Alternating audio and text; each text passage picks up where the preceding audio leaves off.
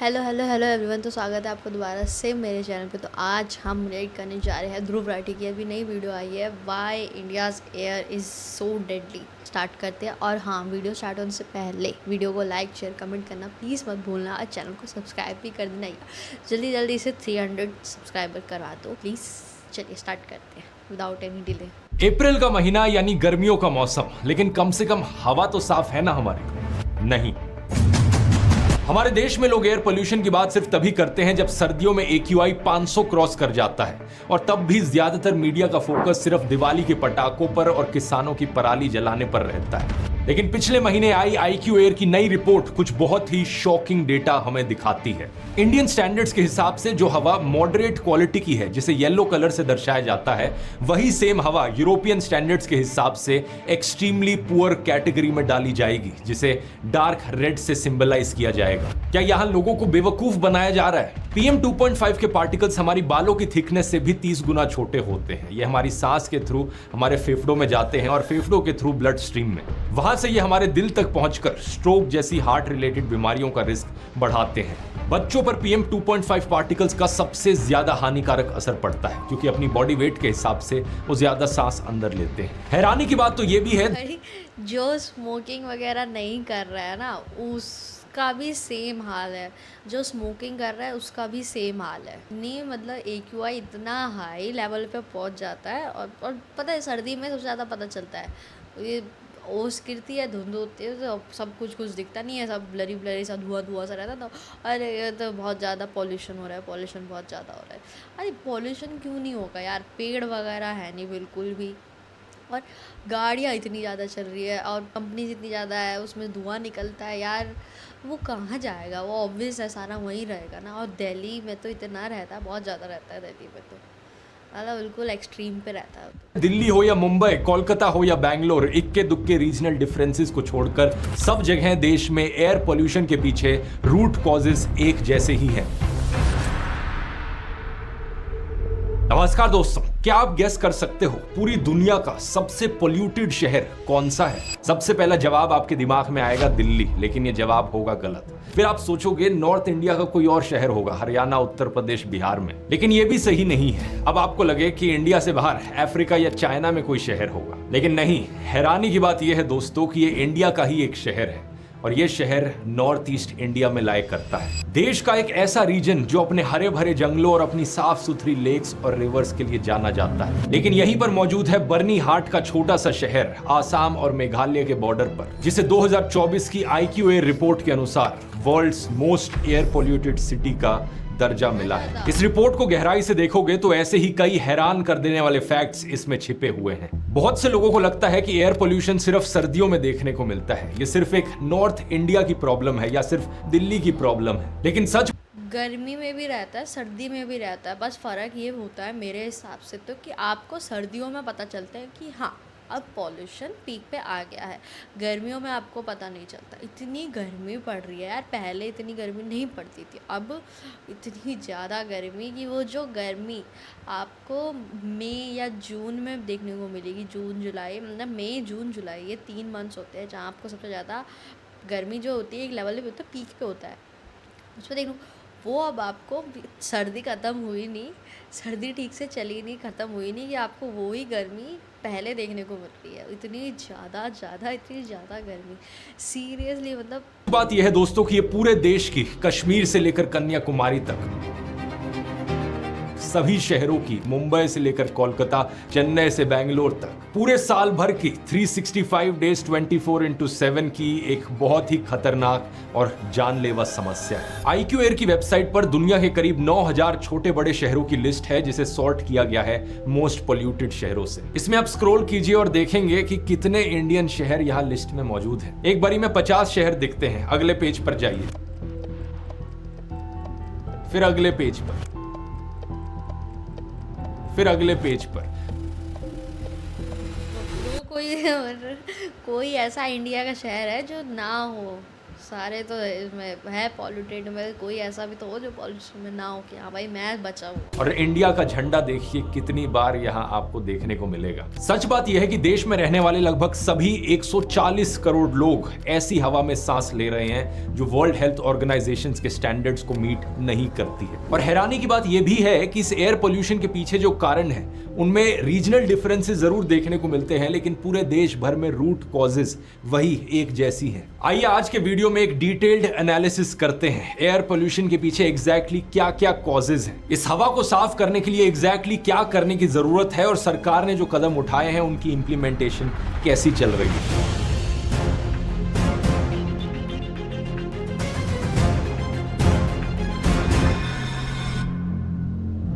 दोस्तों, आप में से बहुत से लोगों को शायद यहां पर लगे कि यार अभी तो गर्मियों का मौसम शुरू हुआ है, साफ हवा का सीजन है, अभी एयर पोल्यूशन के बारे में बात करने का क्या फायदा। मैं आपसे कहूंगा बस एक बार अपनी वेदर ऐप खोलकर देखिए, वहां AQI का एक इंडिकेटर है, उस पर क्लिक करेंगे और नीचे स्क्रॉल करके जाएंगे तो आपको PM 2.5 की एग्जैक्ट रीडिंग देखने को मिलेगी। ये माइक्रोग्राम पर मीटर क्यूब में मेजर की जाती है। इसकी रीडिंग जरा नीचे कॉमेंट्स में लिखकर बताइए कि आप जहां रहते हैं वहां ये कितनी है। इस वर्ल्ड एयर क्वालिटी रिपोर्ट 2024 के अनुसार इंडिया की हवा का जो पूरे साल का एवरेज है ये है 50.6 माइक्रोग्राम्स पर मीटर क्यूब ऑफ PM 2.5। आप में से कुछ लोगों की लोकेशंस पर ये 60-70 के आसपास होगा, कुछ के लिए 40 होगा, कुछ के लिए 30 भी हो सकता है। लेकिन जानते हैं वर्ल्ड हेल्थ ऑर्गेनाइजेशन की गाइडलाइन क्या कहती है? PM 2.5 का लेवल 5 माइक्रोग्राम पर मीटर क्यूब से कम होना चाहिए अगर हम पूरे साल भर की एवरेज की बात करें। और ये बात मैं दावे के साथ कह सकता हूं कि आप में से 99% लोग ऐसी हवा में सांस ले रहे हैं जो इस सेफ्टी लेवल को मीट नहीं कर रही है। इवन दो ये गर्मियों का समय है, पराली बर्निंग शुरू नहीं हुई है और इवन दो शायद आप नॉर्थ इंडिया में ना भी रहते हो। एक बड़ा कारण इसके पीछे यही है कि जहरीली हवा को हम लोगों ने कितना नॉर्मलाइज कर दिया है देश में। बहुत से लोगों को लगता है कि अगर फोन पर AQI 150 से 200 का दिख रहा है तो हवा साफ ही होगी। गलती शायद आपकी भी नहीं है, क्योंकि इंडियन स्टैंडर्ड्स के अनुसार इस लेवल के AQI को मॉडरेट की रेटिंग दी जाती है। येलो कलर से इसकी कलर कोडिंग करी जाती है। लेकिन क्या आप जानते हो हमारी सरकार के द्वारा बनाई गई गाइडलाइंस और वर्ल्ड हेल्थ ऑर्गेनाइजेशन के द्वारा बनाई गाइडलाइंस में जमीन आसमान का अंतर है। मैंने जब पहली बार देखा मैं तो हैरान रह गया। इन 3 टेबल्स को देखिए जरा स्क्रीन पर। सबसे पहली टेबल इंडिया के एयर क्वालिटी स्टैंडर्ड्स दिखाती है। PM 2.5 अगर 30 से कम है तो गुड की कैटेगरी में ग्रीन कलर आता है। अगर 90 माइक्रोग्राम्स पर मीटर क्यूब तक भी PM 2.5 चले जाए तो भी येलो की ही कलर कोडिंग दी जाएगी मॉडरेट की रेटिंग के साथ। लेकिन वर्ल्ड हेल्थ ऑर्गेनाइजेशन के अनुसार PM 2.5 का सेफ लेवल सिर्फ 15 माइक्रोग्राम पर मीटर क्यूब से नीचे है और यूरोपियन गाइडलाइंस तो इससे भी ज्यादा स्ट्रिक्ट है। सिर्फ 10 माइक्रोग्राम्स पर मीटर क्यूब से नीचे के ही PM 2.5 कंसंट्रेशन को गुड एयर कहा जाता है। 20 से ऊपर ऑलरेडी मीडियम कैटेगरी और 25 से ऊपर ऑलरेडी पुअर कैटेगरी की हवा। मैं अपना चेक करती हूँ, 1 सेकेंड रुको, अभी पता चल जाएगा कितना है। अभी दिख रहा होगा तो मेरे यहाँ का टेम्परेचर अभी कितने बज रहे हैं? 2 बज रहे हैं। 37 डिग्री है अप्रैल में, ठीक है। 38 डिग्री और 24 फील्स लाइक 37 डिग्री। AQI 98 पे चल रहा है। सब कुछ गुड है, जो देखोगे सब कुछ गुड। देख रहे हो यहाँ पर अगर हवा में PM 2.5 की मात्रा 75 माइक्रोग्राम पर मीटर क्यूब है, यूरोपियन रेटिंग के हिसाब से इसे डार्क रेड का कलर कोड मिलेगा, एक्सट्रीमली पुअर एयर। लेकिन इंडियन ग्रेडिंग के हिसाब से ये सिर्फ मॉडरेट क्वालिटी एयर है, यहाँ पर इसे येलो का कलर कोड दिया जाएगा। लेकिन प्रॉब्लम यहाँ इतनी भयंकर है कि अगर हम इंडियन स्टैंडर्ड्स को भी सेम रखने में क्या इशू, क्या प्रॉब्लम है? जब WHO ने जो लिख रखा है कि हाँ भाई ऐसा है, सब कुछ देख के कराओ ना, तो सेम रख दो। गवर्नमेंट को चेंज करने की क्या नीड पड़ गई कि नहीं भाई हमारे यहाँ तो ऐसे ही चलेगा? क्यों यार, सेम रख लो, कोई इशू थोड़ी ना हो जाएगा। तुम्हारे बढ़ाने कम करने से कोई इशू थोड़ी ना हो जाएगा। जो है सो है, उसको मान लो, उसको सेम रखो। कंसीडर करें तो भी दिल्ली में एक भी अच्छी हवा वाला दिन नहीं था 2024 के साल में। अच्छी हवा होने के लिए AQI 50 से नीचे होना चाहिए और 2024 में सबसे अच्छा AQI 8 अगस्त के दिन को देखा गया जब ये 53 पर था। पोल्यूशन को मेजर करने के लिए यहाँ जो PM शब्द का मैं इस्तेमाल कर रहा हूँ इसका फुल फॉर्म होता है पार्टिकुलेट मैटर। ये एनवायरनमेंट में मौजूद बहुत ही छोटे छोटे पार्टिकल्स होते हैं, माइक्रोस्कोपिक सॉलिड्स या लिक्विड ड्रॉपलेट्स भी हो सकती हैं। इन्हें 3 ग्रुप्स में डिवाइड किया जाता है इनके साइज के हिसाब से। सबसे बड़े होते हैं PM10 पार्टिकल्स। इनका साइज 10 माइक्रोमीटर्स या उससे कम होता है। इसमें यूजुअली डस्ट पार्टिकल्स या फ्लावर्स से निकलने वाले पॉलेंस होते हैं। दूसरी कैटेगरी है PM2.5 की, जिनका साइज 2.5 माइक्रोमीटर या उससे कम का होता है। ये इतने छोटे होते हैं कि एक इंसानों के बाल से अगर आप कंपेयर करो तो आप स्क्रीन पर देख सकते हो, ऑलमोस्ट 30 गुना छोटे हैं डायमीटर में। और तीसरी कैटेगरी है PM0.1 की, जो 0.1 माइक्रोमीटर्स या उससे कम साइज के होते हैं। इन्हें अक्सर अल्ट्रा फाइन पार्टिकुलेट मैटर भी कहा जाता है। ये सबसे ज्यादा खतरनाक होते हैं क्योंकि जब आप सांस लेते हैं या आपकी लंग्स के थ्रू आपकी ब्लड स्ट्रीम में पहुंच जाते हैं, क्योंकि इतने छोटे होते हैं। इन सभी PM पार्टिकल्स में एक सिंपल सी बात याद रखने वाली है कि जितना छोटा पार्टिकल है उतना ही ज्यादा खतरनाक है। जब आप नाक से सांस अंदर लेते हैं, ज्यादातर PM10 के जो पार्टिकल्स होते हैं वो नाक या गले में जमा हो जाते हैं। इनसे जलन और इन्फेक्शन होती है, छींक और खांसी आ सकती है। ये हमारे शरीर का तरीका है इन पार्टिकल्स को बाहर निकालने का, बॉडी का नेचुरल डिफेंस सिस्टम है। लेकिन PM2.5 जैसे फाइन पार्टिकल्स के लिए बॉडी का ये डिफेंस काम नहीं कर पाता। ये बड़ी ही आराम से आपके लंग्स के अंदर पहुंच जाते हैं, जिससे सूजन होती है, अस्थमा का रिस्क बढ़ता है, ब्रोंकाइटिस और फेफड़ों के कैंसर होने का भी खतरा बहुत बढ़ जाता है। और क्या आप जानते हैं इससे भी बुरी बात क्या है? पोल्यूशन रिलेटेड डिजीजेस का इलाज करना अब बहुत महंगा हो गया है। एक लंग इन्फेक्शन के लिए सिर्फ हॉस्पिटल में भर्ती होना 5 से 10 लाख रुपए खर्च कर सकता है। क्या आप इसके लिए फाइनेंशियली तैयार हैं? जाते ही डॉक्टर्स बता देंगे अरे इतना खर्च होगा, कहाँ से लाएगा बंदा? गवर्नमेंट में चला जाए तो वहाँ उसको सही से, गवर्नमेंट में देखो गरीब जाते हैं, गरीब क्या नॉर्मली बंदा चला जाता है कभी कभी, बट वो ट्रीटमेंट नहीं मिल पाती क्योंकि वहाँ बहुत सारे लोग होते हैं। तो डॉक्टर्स भी क्या करें यार, वो ट्रीटमेंट वो नहीं दे पाएंगे उनको। एक बंदे पे 10-10, 20-20, 30-30 एक देखने होते हैं, ऐसे पड़े होते हैं लोग, पड़े लेटे होते हैं, देखना होता है, तो वो नहीं हो पाता वहाँ सही से ट्रीटमेंट। मेरे कहने का मतलब होता है वो प्राइवेट में नहीं होता, एक डॉक्टर सही से ट्रीटमेंट दे पाता है। एक उस चीज़ के लिए बहुत सारे डॉक्टर होते हैं जो ट्रीटमेंट करे, ताकि कोई एक डॉक्टर के पास काफ़ी सारे पेशेंट ना हो, काफ़ी सारे पेशेंट ना हो, जिससे कि सारे पेशेंट को इक्वल ही इलाज मिल पाए। That's what I am saying कि प्राइवेट में थोड़ा अच्छा इलाज मिलता है क्योंकि बहुत सारे डॉक्टर्स होते हैं, यू नो हैं, क्योंकि मेडिकल इमरजेंसी कभी भी बताकर नहीं आती, और जब आती है तो आपकी पूरी फैमिली की सेविंग्स को उड़ा देती है। कब ये 5-10 लाख का बिल 40-50 लाख में बदल जाता है पता भी नहीं चलता। इसलिए एक हेल्थ इंश्योरेंस आपके और आपके परिवार के लिए जरूरी होता है, जो सिर्फ 300 रुपए पर मंथ से शुरू हो जाता है। ये आपको इन लाखों के मेडिकल बिल से बचाता है। कुछ लोग कहते हैं कि उनकी कंपनी का हेल्थ इंश्योरेंस है, लेकिन उसमें ज्यादातर टाइम कवरेज सिर्फ 3 से 4 लाख की होती है और बहुत सारे रिस्ट्रिक्शंस होते हैं। ऊपर से कंपनी चेंज करते ही वो इंश्योरेंस भी इनइफेक्टिव हो जाता है। इसलिए अपना इंश्योरेंस वाले भी स्कैम करते हैं कितने ज़्यादा। अरे यार हर चीज़ में स्कैम होगा, इंश्योरेंस भी करवा देंगे और जब ज़रूरत पड़ेगी तब मिलेगा ही नहीं। अरे बार बार कैंसिल हो जाएगा, डिनार हो जाएगा, पैसे कहाँ से जाएंगे? अपनी जेब से जाएगा। फ़ायदा क्या यार इंश्योरेंस करवाने का जब अपनी जेब से ही देना है। और अपने फैमिली का एक हेल्थ इंश्योरेंस प्लान लेना जरूरी है, जहां बड़ा कवर, राइडर ऑप्शंस और क्लेम की सुविधा भी समय पर हो। अब यहाँ इन PM पार्टिकल्स पर वापस आए तो ये फाइन पार्टिकल्स आपकी ब्लड स्ट्रीम के थ्रू आपके दिल तक भी पहुंच जाते हैं। इससे हार्ट अटैक और स्ट्रोक जैसी बाकी दिल की बीमारियों का खतरा बढ़ जाता है। आजकल बहुत सी ऐसी खबरें सुनने को मिलती है ना कि कैसे एक 30-40 साल के युवक को भी हार्ट अटैक आ गया, स्ट्रोक आ गया, इवन दो वो स्मोक नहीं करता था, उसका हेल्दी लाइफस्टाइल था, जिम जाता था।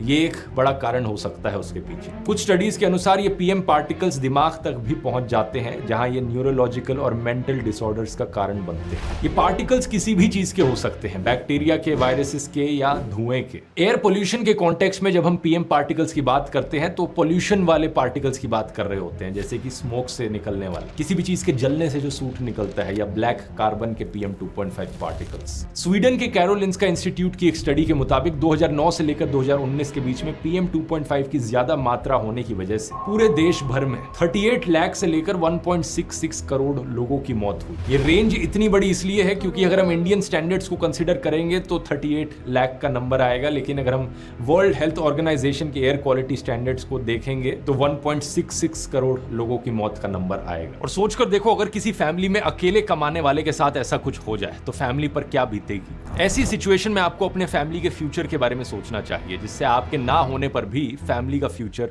सुरक्षित रहे। यही बात आती है टर्म इंश्योरेंस की, जो हेल्थ इंश्योरेंस के साथ साथ एक और बहुत जरूरी चीज है। ये टर्म इंश्योरेंस का प्योरेस्ट फॉर्म होता है, जिसमें सिर्फ 600 रुपए पर मंथ से प्लान शुरू होते हैं और आपको करोड़ों का कवरेज मिलता है। टर्म इंश्योरेंस आप जितनी कम एज में लेते हो उतना ही प्रीमियम भी कम होता है, जो पूरी लाइफ टाइम के लिए आपके लिए लॉक हो जाता है। इसलिए ऐसे इंपॉर्टेंट डिसीजंस लेने में देर नहीं करनी चाहिए, चाहे आप जिस भी कंपनी से ले। बात यहां यह है कि ये दोनों इंश्योरेंसेस जरूरी होते हैं। डिस्क्रिप्शन में दिए गए लिंक से आप ट्रस्टेड इंश्योरेंस कंपनीज के प्लान्स कंपेयर कर सकते हैं और 15 से 25% तक के ऑनलाइन डिस्काउंट पर परचेज भी कर सकते हैं। अपनी फैमिली को इन इमरजेंसी से सिक्योर कीजिए। आज इंश्योरेंस एक ऑप्शन नहीं, जरूरत है। यहाँ पॉलिसी बाजार का धन्यवाद। इस वीडियो खाना, हवा, पानी, हर चीज़ ज़रूरत है ना, ऐसे इंश्योरेंस भी अब ज़रूरत बन गई है। तुम्हें चाहिए, तुम्हें वो चीज़ लेनी ही पड़ेगी। तो अगर तुम चाहते हो कि हाँ मैं ठीक रहूँ, कुछ हो जाए, कुछ भी हो, फैमिली को कुछ ना होए, इधर उधर मतलब कुछ भी दिक्कत ना हो, तो तुम्हें लेना ही पड़ेगा इंश्योरेंस को स्पॉन्सर करने के लिए। अब टॉपिक पर वापस आते हैं। द लैंसेट की एक स्टडी के मुताबिक इंडिया के 10 शहरों में हुई डेथ्स में से 7.2% डेथ्स ऐसी थी जो PM 2.5 के हायर लेवल के कारण हुई। इन 10 शहरों में हर साल करीब 33,000 से ज्यादा मौतें होती हैं एयर पोल्यूशन की वजह से। इतने डेटा के बावजूद भी मोदी सरकार के एनवायरमेंट मिनिस्टर कीर्ति वर्धन सिंह ने लोकसभा में कहा कि एयर पोल्यूशन और डेथ्स के बीच सीधा संबंध साबित करने के लिए कंक्लूसिव डेटा नहीं। अगस्त 2023 में आई शिकागो यूनिवर्सिटी की एयर क्वालिटी लाइफ इंडेक्स की इस रिपोर्ट को देखिए। इसके मुताबिक PM 2.5 के एक्सपोजर से इंडिया में लोगों की जिंदगी 5.3 ईयर्स छोटी हो रही है। दिल्ली में ये नंबर 11.9 ईयर्स पर था और नॉर्थ इंडिया के मैदानी इलाकों में ये 8 ईयर्स पर था। यानी अगर आप 80 साल तक जीते बिना एयर पोल्यूशन के, आप सिर्फ 70 साल तक ही जिएंगे इस एयर पोल्यूशन की वजह से। इसका सबसे हानिकारक असर यहाँ बच्चों पर देखने को। आगे जाके क्या बंदा 40-50 पहुंचा नहीं, वो बस तो मौत निकट है उसकी। जैसे चल रहा है ना हालात, तो वही होने वाला है। जैसे पॉल्यूशन बढ़ रहा है ना, तो 40-50 पहुंचा नहीं, बस वो हाफ सेंचुरी मारी, चलो अब आपका टाइम हो गया बेटा, चलो को मिलता है। प्रेग्नेंट औरतों में एयर पोल्यूटेंट्स की वजह से वूम में बच्चे का विकास अच्छे से नहीं होता। फेफड़े और दिल जैसे ऑर्गन्स अंडर डेवलप्ड रह जाते हैं। प्री मैच्योर बर्थ या डिलीवरी के दौरान बच्चे की मौत का खतरा बढ़ जाता है। अक्सर इसकी वजह से बच्चे हार्ट डिफेक्ट्स के साथ पैदा होते हैं, जिसके कारण डिलीवरी के बाद ज्यादा समय तक जिंदा नहीं रह पाते। स्टेट ऑफ ग्लोबल एयर 2020 की रिपोर्ट के मुताबिक एयर पोल्यूशन के कारण 2020 के साल में इंडिया में 1.16 लाख बच्चे पैदा होने के 27 दिन के अंदर अंदर ही मर गए। इसका मतलब इंडिया में हर 5 मिनट पर एयर पोल्यूशन के कारण एक नवजात बच्चे की मौत होती है। पैदा होने के बाद भी बच्चों पर ज्यादा असर पड़ता है एयर पोल्यूशन का बड़ों से, और इसके पीछे साइंटिफिक रीजंस हैं। बच्चे अपने बॉडी वेट के हिसाब से बड़ों से ज्यादा हवा अपने अंदर लेते हैं। इसके अलावा बच्चे बाहर ज्यादा वक्त बिताते हैं, फिजिकल एक्टिविटीज ज्यादा करते हैं, और इसी के कारण वो ज्यादा पोल्यूटेड एयर भी अपने अंदर लेते हैं। डॉक्टर अरविंद कुमार एक चेस्ट सर्जन है। उनका कहना है कि आजकल जब वो बच्चों पर भी ऑपरेट करते हैं तो उनकी लंग्स में भी ब्लैक डिपॉजिट्स देखने को मिलते हैं। और अब लंग कैंसर के जो केसेस हैं वो स्मोकिंग की बजाय एयर पोल्यूशन की वजह से बढ़ रहे हैं। So there is a sea change in the demography of lung cancer. From smoking, it is moving more and more towards air pollution, and I think this is a very serious development. So from pink lungs that we are born with, due to the impact of pollution, they become black. Air pollution की बात करते वक्त अब यहाँ इस चीज को deny नहीं किया जा सकता कि नॉर्थ इंडिया और साउथ इंडिया में एक क्लियर डिवाइड देखने को मिलता है। नॉर्थ इंडिया के सभी शहरों में एयर पोल्यूशन कहीं ज्यादा बदतर है साउथ इंडियन शहरों के कंपैरिजन में। इसके पीछे सीधा सीधा कारण है ज्योग्राफी। नॉर्थ इंडिया में सर्दियों के समय में हमें एटमॉस्फेरिक थर्मल इन्वर्जन का प्रोसेस देखने को मिलता है। ये एक नेचुरल फिनोमिना है जो सर्दियों में देखने को मिलता है। रात में काफी ठंडा होता है सब, लेकिन सुबह जैसे ही सूरज निकलता है तो सबसे पहले ऊपर की हवा पर लगता है। इससे ऊपर की हवा गर्म हो जाती है। ये गर्म हवा ठंडी हवा के ऊपर सेटल हो जाती है और ठंडी हवा जो जमीन के पास है वो जमीन के पास ही फंसी रह जाती है। इससे सारे PM के पार्टिकल्स ठंडी हवा में जमकर जमीन के पास ही रहते हैं। उन्हें ऊपर उठकर हवा के जरिए बहने का मौका आसानी से नहीं मिल पाता जो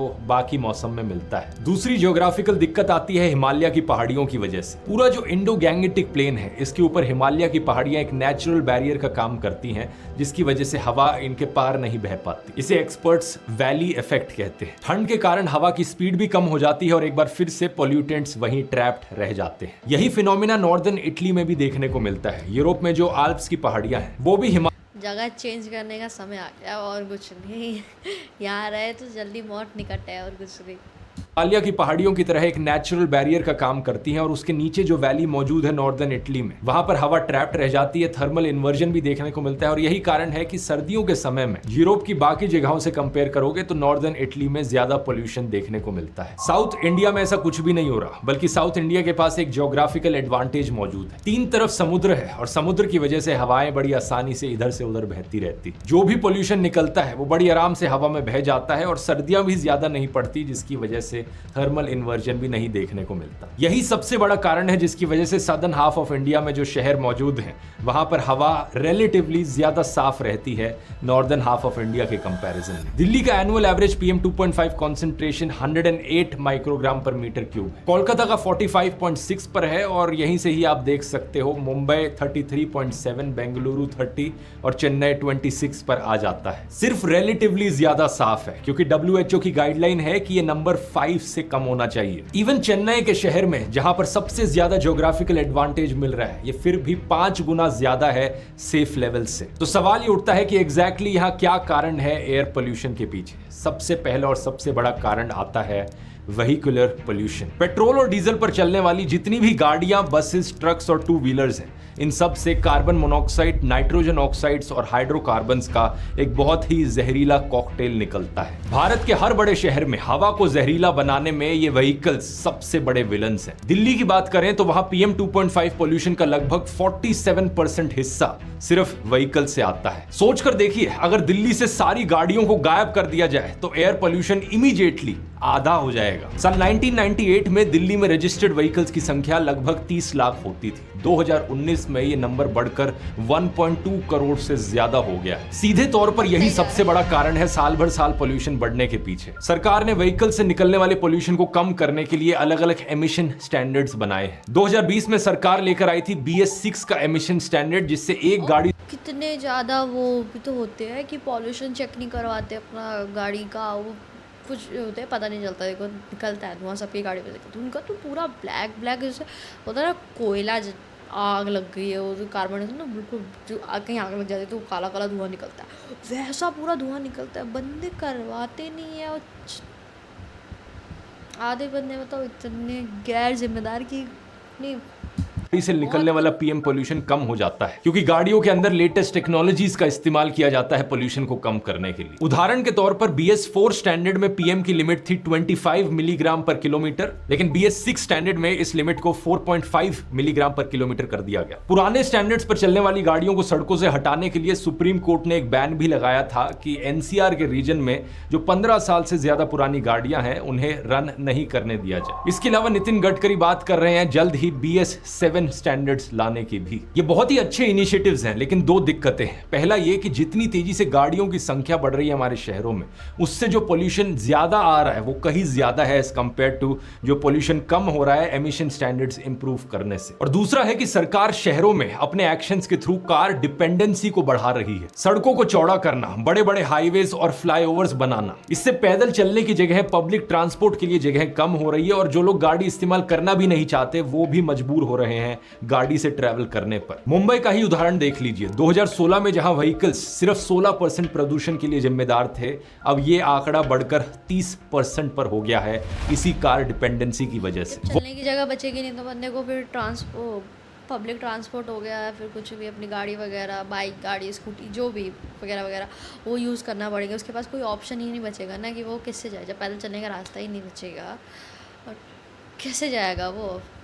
वॉकिंग, साइकिलिंग और पब्लिक ट्रांसपोर्ट के कंपैरिजन में गाड़ियां कहीं ज्यादा और स्पेस भी ऑक्यूपाई करती हैं। अगर ज्यादा लोग गाड़ियों से ट्रैवल करेंगे तो ज्यादा ट्रैफिक भी बढ़ेगा और यही चीज हमारे शहरों में हो भी रही है। नीदरलैंड की एक कंपनी ने जब सबसे ज्यादा ट्रैफिक वाले शहरों की लिस्ट जारी करी तो इसमें कोलकाता दूसरे नंबर पर था। यहाँ 10 किलोमीटर के सफर में 34 मिनट से ज्यादा लग जाते हैं, इतना ज्यादा ट्रैफिक। इसके अलावा बेंगलुरु, पुणे, हैदराबाद और चेन्नई भी इस लिस्ट में शामिल थे। इस समस्या का सोल्यूशन बड़ा साफ है, सरकार को सड़कों और हाईवे हाईवेज पर पैसे खर्च करने की जगह पब्लिक ट्रांसपोर्ट पर पैसे खर्च करने की जरूरत है। देश के शहरों में मेट्रो, बसेस, ट्रेन और ट्राम्स, इन सबको कहीं ज्यादा और बढ़ावा देना होगा। यही चीज जब मैंने एक पिछले वीडियो में सजेस्ट करी थी, कुछ लोगों ने इस बात का बहुत मजाक बनाया था कि मैं हाईवेज पे पैसे खर्च करने के खिलाफ हूं। लेकिन अगर आप भी इस पर डेटा देखेंगे तो चौंक जाएंगे। नीति आयोग की एक रिपोर्ट के मुताबिक इंडिया में 1000 लोगों के लिए सिर्फ 1.2 बसेज हैं। डेवलपिंग देशों में ये रेट 5 के अराउंड होता है और डेवलप्ड देशों में तो 10 से ज्यादा बसें होती हैं फॉर एवरी 1000 पीपल। साल 2000 से लेकर 2009 के बीच में दिल्ली में सरकारी बसें केवल 1% के रेट से बढ़ी, लेकिन कारों में 9% रेट की बढ़ोतरी देखी गई। Centre for science and environment की स्टडी के मुताबिक पब्लिक ट्रांसपोर्ट का शेयर 2000 से 2001 में 75.7% से घटकर 2030 से 2031 में केवल 44.7% रह जाएगा। यानी कि देश में पब्लिक ट्रांसपोर्ट का यूज और भी नीचे गिरता जा रहा है और यह बिल्कुल भी अच्छी खबर नहीं है। इंडिया में आज के दिन 1000 लोगों में से करीब 246 लोगों के पास व्हीकल्स हैं और इतने में ही ये हालत है देश में एयर पोल्यूशन की। सोच सकते हो आगे 10 सालों में क्या होगा। लोग भीड़ की वजह से, लंबे वेटिंग टाइम की वजह से, अनरिलायबल सर्विस आदि की वजह से पब्लिक ट्रांसपोर्ट में ट्रैवल करने से बचते हैं। कर दो, कंप्लेंट कर दो, कर दो। क्या यार आप क्यों किसी की सीट पे ऐसे बैठी हुई हैं? सभी सरकारों को अर्जेंटली ये चीज सुधारने की जरूरत है। ट्रेन, बसेस की सर्विस। ट्रेन में तो मुझे ये लगता है जिसके पास टिकट हो भाई वही एंट्री करे, वो प्रॉपर चेकिंग जैसे मेट्रो में होता है ना, भाई पास होगा तो ही एंट्री होगी, अदरवाइज एंट्री नहीं होगी। वही होना चाहिए यार। किसी की सीट पे भी आगे बैठने खड़े, थोड़ा एडजस्ट कर लो ना। क्यों एडजस्ट कर लो भाई? पैसे मैंने दिए, तुम कैसे बैठ सकते हो? है? नहीं, पैसे मैं दे रही हूँ, तुम कैसे बैठ सकते हो भाई? तुम्हें इतना ही है, तुम्हें जाना है कहीं तो पैसे खर्च करो ना। पैसा मेरा भी कहीं पेड़ पर तो उग नहीं रहा है, तुम भी कमा रहे हो, मैं भी कमा रहा हूँ, फिर क्या दिक्कत है? नहीं, वो तो फ्री में जाना, हर चीज़ फ्री में चाहिए। बसों में भी टिकट का रहता है, टिकट लो, ठीक है जाओ। तो ऐसे मेट्रो, बस, ट्रेन में तो मेरे हिसाब से यही होना चाहिए। इतनी भीड़ है ना, अपने आप ही भीड़ कम हो जाएगी।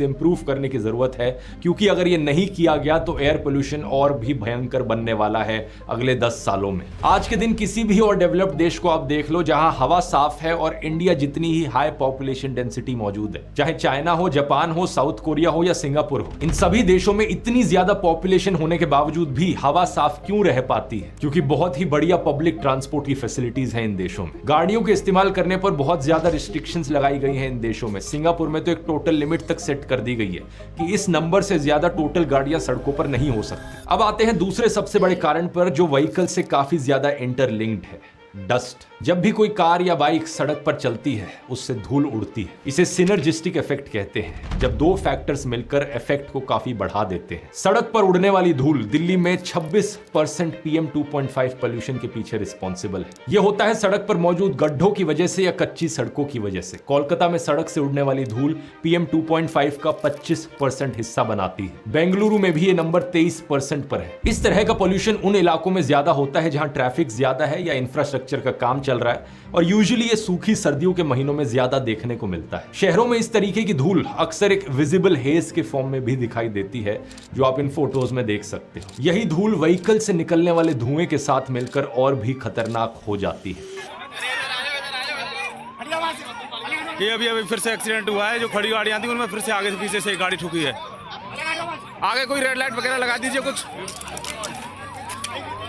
इसी चीज को कम करने के लिए आपने अक्सर खबरों में देखा होगा कि कैसे एंटी स्मोक गन्स का इस्तेमाल किया जाता है या पानी की स्प्रेइंग की जाती है जब पोल्यूशन ज्यादा हो जाता है विंटर्स में। ऐसा करने से जब पानी ऊपर से बरसता है तो वो धूल को अपने साथ ले जाकर नीचे बिठा देता है, जो एक टेम्पररी सॉल्यूशन हो सकता है। लेकिन लॉन्ग टर्म और प्रॉपर सॉल्यूशन इसका है सही इंफ्रास्ट्रक्चर होना। पक्की सड़कें, उनके साइड में प्रॉपर फुटपाथ्स, उनके साइड में अच्छी सी ग्रीन बेल्ट्स जहां पर घास उगती हो, ग्रीनरी हो। इसके अलावा सड़क के अंदर गड्ढों को भी खत्म करना है अगर इस पोल्यूशन को रोकना है। तीसरी सबसे बड़ी कॉज आती है कंस्ट्रक्शन वर्क। पूरे देश में एयर पोल्यूशन में से 20 से 30% हिस्सा कंस्ट्रक्शन का ही है। दिल्ली में बात की जाए तो कंस्ट्रक्शन सेक्टर PM 2.5 का 8.4% कंट्रीब्यूट करता है, वही मुंबई में ये टोटल PM का 9% कंट्रीब्यूट करता है।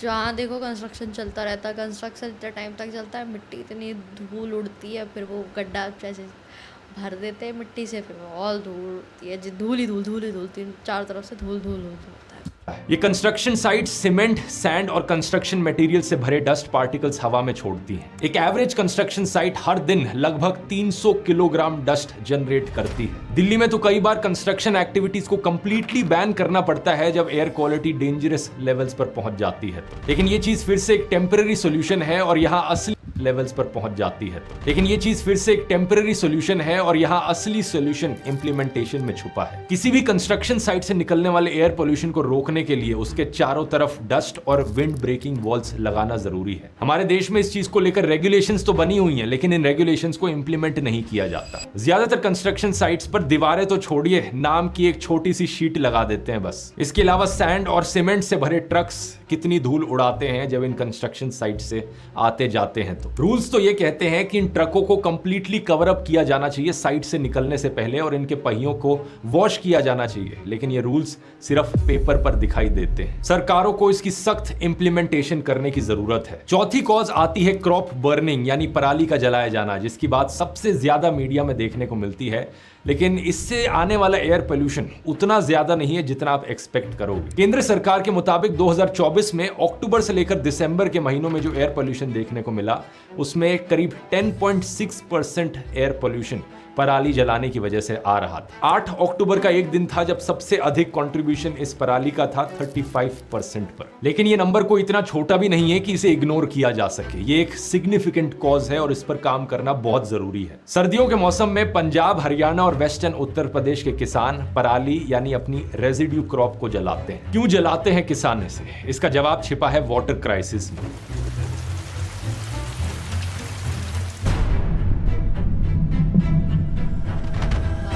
1960s की ग्रीन रेवोल्यूशन से पहले पंजाब में धान की खेती बहुत कम होती थी। सिर्फ 7% एग्रीकल्चर फील्ड्स में धान की खेती देखने को मिलती थी। लेकिन अनाज की कमी से निपटने के लिए सरकार ने ग्रीन रेवोल्यूशन शुरू की और इसमें धान को प्रमोट करना शुरू किया। सरकार ने किसानों को कहा कि सिर्फ धान और गेहूं केवल 2 ही फसल उगाओ। इसका पॉजिटिव इंपैक्ट यह हुआ कि कुछ ही सालों में हमारा देश अनाज में सेल्फ सफिशिएंट बन गया। लेकिन इसका नेगेटिव इंपैक्ट था कि ये ग्रीन रेवोल्यूशन हमारे पर्यावरण के लिए, इकोलॉजी के लिए एक बहुत ही बड़ा डिजास्टर साबित हुई। कारण था कि धान की खेती के लिए बहुत पानी चाहिए होता है। सरकार ने पहले तो इस चीज के लिए बोरवेल्स को प्रमोट किया कि जमीन से पानी ले लो, लेकिन इसकी वजह से ग्राउंड वाटर कम होने लगा पंजाब में। जब ग्राउंड वाटर खत्म होने का खतरा बहुत ज्यादा बढ़ गया तब सरकार ने एक्शन लिया। 2009 में पंजाब सरकार ने पंजाब प्रिजर्वेशन ऑफ सब सॉइल वाटर एक्ट पास किया। इसके अनुसार किसानों को कहा गया कि धान तभी उगाओ जब बारिश का मौसम शुरू होने वाला हो। इससे जमीन से पानी निकालने की जरूरत नहीं पड़ेगी, बारिश के पानी का ही इस्तेमाल कर लिया जा सकता है। लेकिन ऐसा करने से हुआ क्या कि धान की प्लांटिंग को मई से जून में शिफ्ट कर दिया गया। अगर धान की प्लांटिंग 1 महीने लेट होगी तो फसल काटने का समय भी 1 महीने लेट हो जाएगा। ये सितंबर से अक्टूबर में पहुंच गया। इसकी वजह से किसानों के पास विंटर वाला क्रॉप प्लांट करने के लिए ज्यादा समय नहीं रह गया। धान की फसल काटने के बाद उन्हें जल्दी से खेत को दूसरी फसल के लिए तैयार करना होता है और इसका सबसे आसान और सस्ता तरीका हो जाता है पराली जलाना। इस प्रॉब्लम से डील करने के लिए ऑलरेडी एक air and pollution control act था 1981 का, जिसके तहत पराली जलाना एक अपराध था। लेकिन पेनल्टीज लगाने से भी ये प्रॉब्लम सॉल्व नहीं हुई, क्योंकि किसानों के लिए पेनल्टीज देना ज्यादा सस्ता था एज कंपेयर टू पराली हटाने के लिए खर्चा करना। दूसरे जो और तरीके हैं पराली को कम टाइम में हटाने के, हैप्पी सीडर मशीन, रोटावाटर, बेलर, ये एक एवरेज किसान के लिए अफोर्ड करना बहुत मुश्किल है। इसलिए इस समस्या से निपटने के 2 सीधे सोल्यूशन हैं। पहला है कि सरकार किसानों को ये मशीनें दे दे कम दाम में या फ्री में, और दूसरा है कि किसानों को कहा जाए कि धान की खेती करना बंद करो, बाकी और डाइवर्सिफाई करो अपने क्रॉप्स को। मिलेट्स जैसे क्रॉप्स उगाओ जो ज्यादा पानी नहीं लेते। लेकिन ये अपने आप में अब एक बहुत ही बड़ा टॉपिक है, क्योंकि यहाँ पर एमएसपी की बात आ जाती है। इकोनॉमिक्स को भी देखना पड़ता है एक एवरेज किसान के पर्सपेक्टिव से कि मिलेट्स उगाना उनके लिए एक्चुअली में प्रॉफिटेबल हो पाएगा जितना धान होता है। दूसरा, केंद्र सरकार ने दावा किया था कि 2018 से उन्होंने क्रॉप रेसिड्यू मैनेजमेंट प्रोग्राम के तहत 3,333 करोड़ रुपए एलोकेट किए हैं, जिससे किसानों की मदद हो और पराली पर रोक लगे। लेकिन मल्टीपल रिकॉर्ड्स हमें बताते हैं कि ये पैसे काफी नहीं है और इन पैसों का बेटर यूटिलाइजेशन हो सकता है। स्टेट गवर्नमेंट्स लगातार क्रॉप रेजिड्यू प्रोग्राम में अधिक पैसा डालने की मांग कर रही हैं, जिसमें पंजाब सरकार की रीसेंट 1,200 करोड़ रुपए की प्ली भी शामिल है। लेकिन केंद्र सरकार ने इस प्ली को रिजेक्ट कर दिया। 5वीं और आखिरी सबसे बड़ी कॉज एयर पोल्यूशन के पीछे आती है इंडस्ट्रियल पोल्यूशन की। Chemical, textile, cement. Industrial pollution बहुत ज़्यादा होता है। मैं जहाँ रहती हूँ वहाँ तो बिल्कुल घिरा पड़ा है, इतनी मतलब पूरा जो एयर भी होती है ना वो आपको ऐसे ब्लैक ब्लैक सी दिखेगी। जैसे एयर आती है कब रूम वगैरह में कहीं पर भी आएगी ना तो वो नॉर्मल ऐसे नहीं रहेगी। आप ऐसे हाथ मारोगे ना तो बिल्कुल ब्लैक ब्लैक सा रहता है, बहुत ज़्यादा, मतलब बिल्कुल ही। स्टील रिफाइनरी और पावर प्लांट से जो संबंधित इंडस्ट्रीज हैं वो सबसे ज्यादा पोल्यूशन करती हैं। ये PM 2.5 के अलावा सल्फर डाइऑक्साइड, नाइट्रोजन ऑक्साइड्स और कार्बन मोनोऑक्साइड जैसे पोल्यूटेंट्स हवा में छोड़ती हैं। ओवरऑल दिल्ली के एयर पोल्यूशन में इंडस्ट्रीज का शेयर 15 से 18% तक बताया जाता है। कोलकाता में 24.5% पर है, मुंबई में ये 18% पर है और चेन्नई में 20.2% पर। इस तरह के पोल्यूशन को खत्म करने के लिए स्ट्रिक्ट एक्शन लेने की जरूरत है। जैसे कि 2017 में सुप्रीम कोर्ट ने पेट्रोलियम कोक जैसे फ्यूल्स पर बैन लगा दिया था इस पोल्यूशन को रोकने के लिए। दिल्ली सरकार ने भी बड़े अच्छे कदम उठाए हैं इस पर रोक लगाने के लिए। जैसे कि दिल्ली में 3 थर्मल पावर प्लांट्स हुआ करते थे, लेकिन एयर पोल्यूशन को कम करने के लिए 2009 में एक को बंद कराया गया, 2015 में दूसरे को और 2018 तक तीसरा भी बंद करा दिया गया। आज के दिन दिल्ली इकलौती स्टेट है जहां पर कोई भी थर्मल पावर स्टेशन नहीं है। बिजली जनरेट करनी है, सोलर पावर जैसे रिन्यूएबल इलेक्ट्रिसिटी सोर्सेज का इस्तेमाल करो। लेकिन दिक्कत यहां पर यह है कि सिर्फ दिल्ली सरकार के एक्शन लेने से यहां पर कोई ज्यादा असर नहीं पड़ेगा, क्योंकि दिल्ली एक्शन लेना पड़ेगा तो सबको लेना पड़ेगा, एक उसके लेने से कुछ नहीं होता। 4 लोग बैठे हैं तो चारों को ही लेना पड़ेगा। ये बात तो होती है, कुछ भी काम हो चाहे किसी भी लाइन में हो, लेकिन चारों को ही सेम एफर्ट्स दिखाने पड़ेंगे तभी वो काम हो सकता है, अदरवाइज वो काम नहीं हो सकता परफेक्टली। चाहे आप कुछ भी कर लो तो वो नहीं होगा। दिल्ली के आसपास बहुत सारे इंडस्ट्रियल रीजन्स मौजूद हैं, गुड़गांव, मेरठ, नोएडा, फरीदाबाद। इन जगहों में अभी भी थर्मल पावर प्लांट्स और ये पोल्यूटिंग इंडस्ट्रीज चल रही हैं। यहाँ एक नेशनल लेवल पर स्ट्रिक्ट रेगुलेशंस बनाने की जरूरत है इन इंडस्ट्रीज के लिए। जनवरी 2019 में ministry of environment, forest and climate change ने national clean air programme launch किया था। इसका गोल था 24 राज्यों के 131 पोल्यूटेड शहरों में एयर क्वालिटी में सुधार लाना। इसके लिए उन्होंने टारगेट रखा था 2025-26 तक PM10 का लेवल 40% कम कर देना 2017-18 के कंपैरिजन में। सवाल ये उठता है कितना सक्सेसफुल हुआ सरकार का ये नेशनल क्लीन एयर प्रोग्राम। पिछले 5 सालों में जितना पैसा सरकार ने इसके लिए एलोकेट किया था उसका सिर्फ 64% पैसा ही खर्च हो पाया है। शुरुआत से लेकर अब तक करीब 10,566 करोड़ रुपीस एलोकेट किए गए थे इसके लिए, जिसमें से सिर्फ 6,806 करोड़ रुपीस ही खर्च हो पाए। सबसे डिसअपॉइंटिंग चीज ये है कि ये जो पैसा खर्च भी किया है सरकार ने, इसमें से ज्यादातर पैसा 67% पैसा खर्च किया गया है सिर्फ डस्ट कंट्रोल के सोर्स पर। जैसे कि लोगों को हायर करना सड़कों पर पानी छिड़कने के लिए। पानी छिड़कने से शॉर्ट टर्म में कुछ घंटे के लिए पोल्यूशन कम हो जाता है, लेकिन क्या लॉन्ग टर्म में इससे कोई बदलाव आएगा? अरे इससे अच्छा तो इस पैसे का इस्तेमाल कर लेते किसानों को मशीन देने में, कम से कम पराली जलने से जो पोल्यूशन हो रहा था वो तो कम हो जाता। सिर्फ 14% पैसे का इस्तेमाल किया गया बायोमास बर्निंग से लड़ने के लिए, सिर्फ 12% पैसे का इस्तेमाल किया गया व्हीकुलर पोल्यूशन से लड़ने के लिए, और वो भी भगवान जाने की एग्जैक्टली कैसे इस्तेमाल किया गया, किस चीज में एग्जैक्टली सरकार ने पैसा खर्च किया जिससे कि गाड़ियों से निकलने वाला पोल्यूशन कम होगा। और जो बड़े सोर्सेज हैं जैसे कि इंडस्ट्रियल पोल्यूशन, सिर्फ 0.61% पैसा इंडस्ट्रियल पोल्यूशन से लड़ने के लिए खर्च किया गया। क्या ऐसे कदम उठाने से कोई बदलाव आएगा? बिल्कुल भी नहीं। Centre for research on energy and clean air की जनवरी 2025 की एक प्रेस रिलीज के अनुसार 131 शहर जो इन्होंने कहे थे जहां पर ये पोल्यूशन कम करना चाहते हैं, इनमें से सिर्फ 31% शहरों में एक्चुअली में पोल्यूशन कम हुआ। 29 शहरों में तो 2017-18 के बेस लेवल की तुलना में पोल्यूशन एक्चुअली में बढ़ गया। दिल्ली, चंडीगढ़, जम्मू, गया, मुजफ्फरपुर, उज्जैन, बहुत सारे शहर इसमें शामिल हैं। और दूसरी प्रॉब्लम यह है कि सरकार सिर्फ PM10 पर फोकस कर रही है। PM10 के पार्टिकल्स यूजुअली डस्ट के पार्टिकल्स होते हैं जो इतने भी ज्यादा हार्मफुल नहीं है। इसलिए जो सरकार पैसा खर्च कर रही है वो सिर्फ डस्ट कंट्रोल करने पर कर रही है, लेकिन जरूरत है यहाँ पर PM 2.5 पर फोकस करने की, क्योंकि असलियत में जो लोगों की हेल्थ पर इंपैक्ट पड़ रहा है वो इसी की वजह से ज्यादा पड़ रहा है। अनुमिता रॉय चौधरी CSE की एग्जीक्यूटिव डायरेक्टर भी कहती हैं कि शुरुआत में जब सरकार नेशनल क्लीन एयर प्रोग्राम लेकर आई थी तो PM 2.5, PM10 दोनों पर फोकस करने को कहा गया था, लेकिन अब परफॉर्मेंस असेसमेंट के लिए सरकार अपने आप को बेहतर दिखाने के लिए सिर्फ PM10 पर फोकस कर रही है। यहां सबसे बड़ी प्रॉब्लम है पॉलिटिकल विल की। लोग इसकी इतनी परवाह नहीं करते, और लोग परवाह नहीं करते तो पॉलिटिशियंस भी इतनी परवाह नहीं करते। हमारे देश में पॉलिटिकल डिस्कोर्स अक्सर रिलीजियस और आइडेंटिटी इश्यूज से ही डोमिनेटेड रहता है। कभी इस कॉमेडियन की बात आई तो कभी उस कॉमेडियन की, कभी ये मूवी रिलीज हो गई तो कभी औरंगजेब की कब्र खुद गई। एक से बढ़कर एक फालतू इश्यूज में उलझा कर रखता है हमारा मीडिया, और पॉलिटिशियंस भी इससे बड़े खुश हैं क्योंकि उनके लिए इन चीजों में ध्यान लगाना ज्यादा आसान है एयर पोल्यूशन जैसे मुश्किल मुद्दों को सॉल्व करने के कंपेयर। लोगों को छोटी छोटी चीज़ों में उलझा के रखो ताकि वो बड़ी बड़ी चीज़ों पे कभी ध्यान ही ना दे पाए। जब छोटी छोटी चीज़ों में उलझे रहेंगे तो बड़ी चीज़ों पे कौन ही ध्यान दे रहा है। करते रहो जो करना हो, फिर तो किसी को भी उन्हें क्या ही फर्क पड़ेगा, क्या ही पता चलेगा। कंपैरिजन में फॉरेन पॉलिसी मैगजीन को जैसा कि एक टैक्सी ड्राइवर ने बताया, इंडिया हिंदू मुस्लिम पर स्प्लिट है। यही हमारी पॉलिटिक्स है। कोई भी इस पर वोट नहीं देता कि कौन पोल्यूशन को कम करेगा। हम बीजेपी के कट्टर वोटर्स हैं और मुस्लिम्स का विरोध करते हैं। पोल्यूशन के बारे में हम क्या कर सकते हैं? लेकिन लोग इस बात को भूल जाते हैं कि ये जो दुश्मन है, ये धर्म नहीं पूछता आपका। जिस हवा में आप सांस ले रहे हैं, एक हिंदू भी और एक मुस्लिम भी सेम हवा में सांस ले रहा है। आपको जब फेफड़ों का कैंसर होगा, आपका धर्म देखकर नहीं आएगा वो। और एयर पोल्यूशन का असर सिर्फ हमारी हेल्थ पर नहीं बल्कि हमारी इकोनॉमी पर भी देखने को मिलता है। वर्ल्ड बैंक की 2024 में आई ये रिपोर्ट कहती है कि एयर पोल्यूशन की वजह से हर साल इंडिया की इकोनॉमी को 36.8 बिलियन डॉलर्स का नुकसान होता है। ये इंडिया के जीडीपी के 1.36% के बराबर है। एक और एनालिसिस कहता है कि अगर इंडिया में एयर पोल्यूशन नहीं होता तो 2019 में हमारी इकोनॉमी लगभग 95 बिलियन डॉलर्स बढ़ गई होती। ये हमारे बच्चों के भविष्य का सवाल है। मैंने इस वीडियो में आंकड़ों की बात की, बीमारियों की बात की और सरकार की नाकामियों की बात की। अब सवाल ये उठता है आगे क्या किया जाए।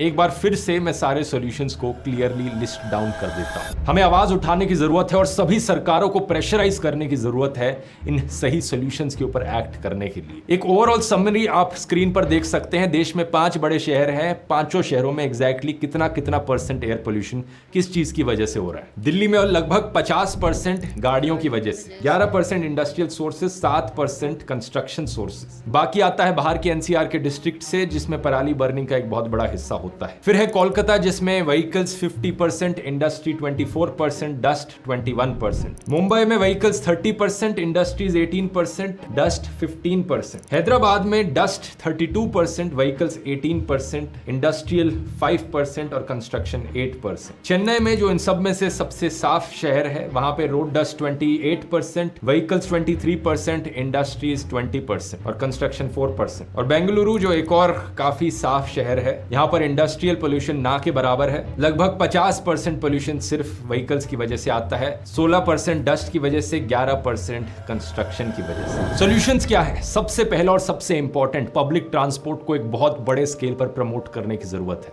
बहुत बड़े स्केल पर पैसा खर्च करने की जरूरत है पब्लिक ट्रांसपोर्ट पर। सेंट्रल गवर्नमेंट को यह करना है मेट्रोज के लिए, ट्रेन के लिए, स्टेट गवर्नमेंट ये कर सकती है बसेस के लिए। इसके लिए पैसा कहां से आएगा? जो पैसा गाड़ियों के लिए हाईवेज पर खर्च किया जा रहा है, वहां से पैसा लो। दूसरा, पुराने पोल्यूटिंग व्हीकल्स को सड़कों से बाहर निकालो। जो 15 साल से पुराने व्हीकल्स हैं, जिनकी वजह से सबसे ज्यादा पोल्यूशन हो रहा है, क्योंकि उनका एमिशन स्टैंडर्ड इतना अच्छा नहीं है। इस चीज की स्ट्रिक्ट इन्फोर्समेंट सरकार शायद प्लान भी कर रही है, जैसा आप इस न्यूज आर्टिकल में देख सकते हो। पेट्रोल पंप्स मना कर सकते हैं 15 साल से ज्यादा पुरानी गाड़ियों में पेट्रोल या डीजल भरना। तीसरा, कंस्ट्रक्शन साइट्स को कवर करने के जो रूल्स हैं, उनका इंप्लीमेंटेशन किया जाए। रेगुलर चेक्स किए जाए शहर में मौजूद अलग अलग कंस्ट्रक्शन साइट्स पर। चौथा, पराली बर्निंग को कंट्रोल करने के लिए पैसा खर्च किया जाए सरकार के द्वारा। किसानों को हैप्पी सीडर्स जैसी मशीन्स खरीद कर दी जाए। पांचवा, रोड डस्ट को कंट्रोल करने के लिए सड़कों से गड्ढे खत्म किए जाए, प्रॉपर फुटपाथ्स बनाए जाएं और वैक्यूम रोड स्वीपर्स का इस्तेमाल किया जाए, जिससे कि डस्ट हवा में ना फैले। बहुत से म्युनिसिपल एम्प्लॉयज अक्सर साफ सफाई करने के लिए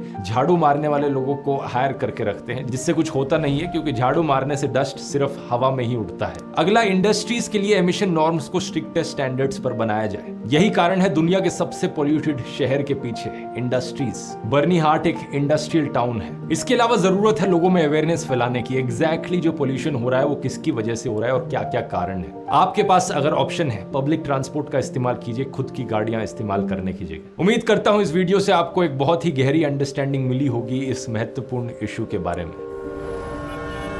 डिस्क्रिप्शन में दिए गए लिंक पर क्लिक कीजिए और आज ही अपनी फैमिली को ऐसी इमरजेंसी से सुरक्षित रखिए। ये वीडियो पसंद आया तो आपको ये वाला वीडियो भी जरूर पसंद आएगा, जिसमें मैंने बात करी है सिंगापुर देश के बारे में। इसी तरीके से एक डीप एनालिसिस करी है।